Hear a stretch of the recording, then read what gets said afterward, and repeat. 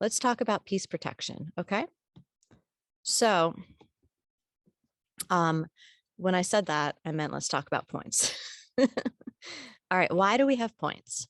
A lot of games you have points so that at the end of the game, you add your points up and you know who's won and who's lost. And that would make so much sense and it would be so satisfying, but that's not how chess works.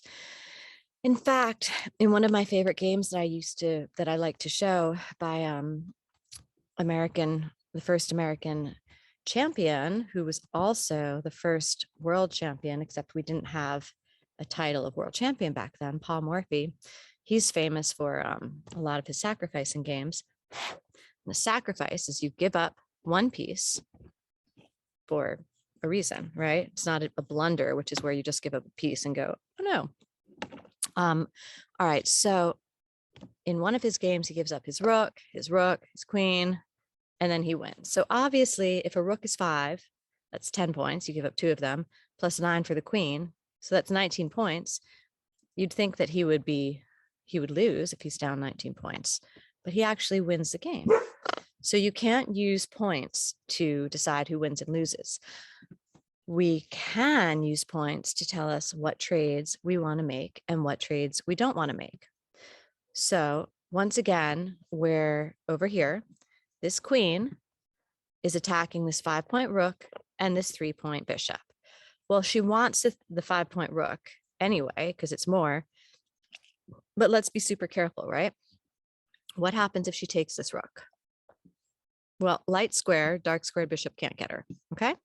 What happens if she takes this bishop? Poof. Poof.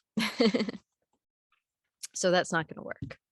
Okay, so points just tell you what you do want to trade for what you don't want to trade and what you don't want to trade, okay?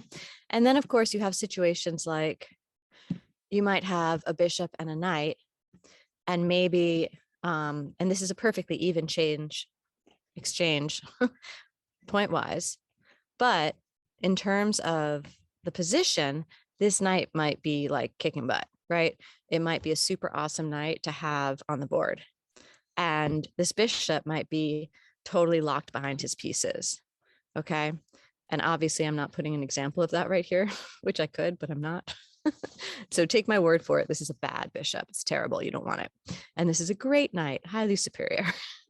So even though they're both 3, do you want to trade the knight for the bishop? No, because this knight is a better position knight. However, if you're in a typical endgame, which might be, I'll give you a little position for this. If you're in, come on, king. Cool. If you're in this kind of an endgame, yeah. And you have knights, or a knight versus a bishop, you really want to keep this bishop, because bishops and pawns work really well together in the endgame. So in this case, if you're the bishop, if it's your turn, you want to get out of here. You don't want to make this trade. Okay, cool.